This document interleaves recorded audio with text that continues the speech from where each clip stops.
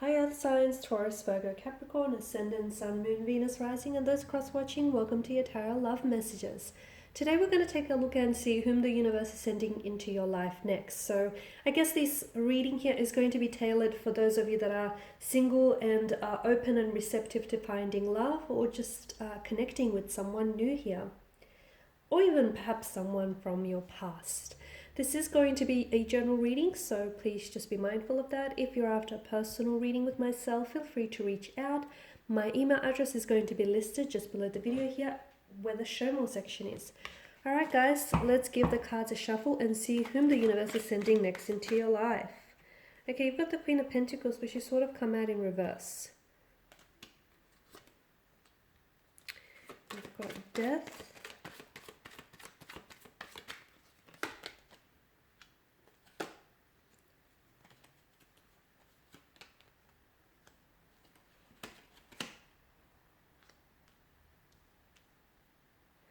Okay, so for some of you, I feel like maybe this is a past person. This is someone whom I feel like maybe you guys had a connection with in the past.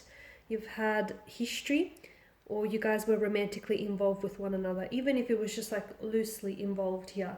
But I feel like maybe this is someone whom you've ended things with in the past here.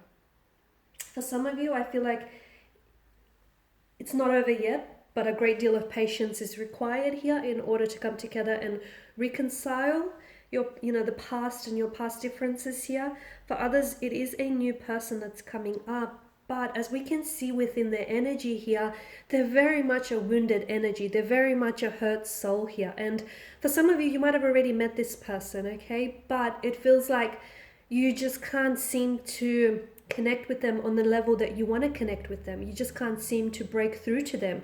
It feels like they have their walls built up so high that it's impossible for you to climb over and get to them. So I definitely feel like there's a struggle in connecting with one another. It's not necessarily you, or it's not anything that you're saying or doing. It's actually more so this person. Now, they're not a bad energy. I just feel like this person has been hurt in the past, so much so that they're having a hard time opening themselves up. They're having a hard time lowering their guards. They're having a hard time trusting people again. They've been betrayed. They've been backstabbed by those who are closest to them. And as a result, I feel like this person is finding it really hard to love and to trust again. Okay, so this is why I feel like a great deal of patience is required. So, regardless of whether this is a past energy or if this is someone new who has entered or is yet to enter your life, if you do want to make things work here, you're going to have to be very patient with the whole process and getting to know them, and them, lowering their guard and them opening up to you, because there is a great deal of hurt in their energy. And it feels like this person is also coming up as the Queen of Pentacles, which is a very insecure kind of energy. And I feel like, they've got involved with the wrong people, or they've, loved the wrong person in the past. Now, some of this hurt could stem from childhood, from upbringing here. Okay, it could be the environment in which they grew up with. Or it could be a romantic relationship, partnerships that failed. It could be closed energies here, whom that they loved and they've trusted, but all of a sudden this person has betrayed them. They did have some or they may still have some like a lot of hardships or even tragedies, transformation, a lot of changes, upheaval, emotional anguish coming up around their energy. There's been a lot of changes in their energies, and I feel like right now, I don't know that this person is in a position to be as open as you want them to be, only because I feel like if you actually want to have a healthy relationship with this individual, I feel like this person needs to work on themselves individually before the two of you can work on building a connection or even a relationship together. They still harbor a lot of hurt in their energies, okay? There's still a lot of pain. Swords are a weapon. They are a destructive energy. Yes, they can be used for good and bad, but in this case, I feel like swords here have really, it's like they're broken their spirit. It's really, it's really weighed them down here. It has. So this Four of Swords is a wounded soldier lays at rest here. The Ten of Swords here is a figure, that has been, you've got all these 10 swords here that have been staked into his back. There's a lot of pain, betrayal, anguish. hurt.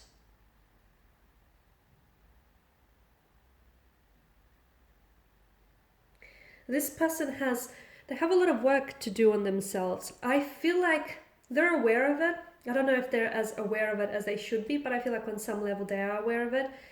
I feel like they're also a very scared energy. I don't know if they suffer from any mental disorders like anxiety, maybe in depression, or I don't know if there's like something else there, but it feels like there's a lot of fears and there's a lot of insecurities, some of them which have been instilled in them from an early age. Others I feel like they've just picked up along the way here throughout their life.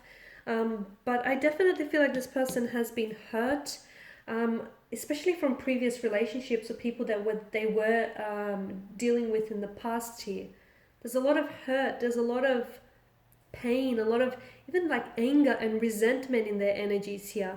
They have to shed their skin, okay? I feel like there's a lot of changes that are happening around them as well, but it's almost like they're resistant to those changes. It's almost like they're not wanting to embrace those changes because, you know, change can be scary for everyone because it is essentially something that is not familiar. Stepping outside of our comfort zone and releasing what is familiar with us can be very scary, very daunting even. So I feel like with this person's energy, I feel like they are very much resistant to change. They're also resistant to lowering their guards. They want to open up to you. They want to love, okay? They want all those things. But I feel like they've just have been so hurt and they're holding on to that pain, and I feel like that's making it worse because they're not willing to release that pain. It feels like they're bound by this pain. They're shackled by their past here and essentially I feel like whatever you don't, so this person I feel like is carrying around a sense of pain with them, and whatever you do not, like if you continue to suppress your pain and if you continue to ignore it or push it deep down inside of you, eventually, you know, it might be buried for some time, a couple of weeks, couple of months, even a couple of years, but eventually it's going to pop back up to the surface and you're going to have to deal with it then. And it could hinder, okay? It could translate as resistance. It could also like impact your health, and it could be very destructive to the person or to the person that they're dealing with or to future relationships. So this person's energy feels as though they're not willing to go head to head with and confront their pain individually. It's almost like they're scared. It's almost like they don't want to revisit the past. They don't want to relive certain memories. But that's the only way, you know, to heal it, feel it to heal it. They have to accept what's happened here and they have to learn from it. If they continue to ignore this pain, if they continue to suppress it, essentially they are feeding it in a way. They are, in a way, okay? And it's sort of spreading throughout like a poison. It's a very heavy energy, and I feel like your person here, it's sad because for some of you, like I feel like this is a good energy. It's just that they've found themselves in the wrong place at the wrong time a lot of the time. And had you met this person earlier, okay, maybe the two of you, maybe, you know, this person could have avoided all of this pain being inflicted on them, or things could have gone very differently for you, okay?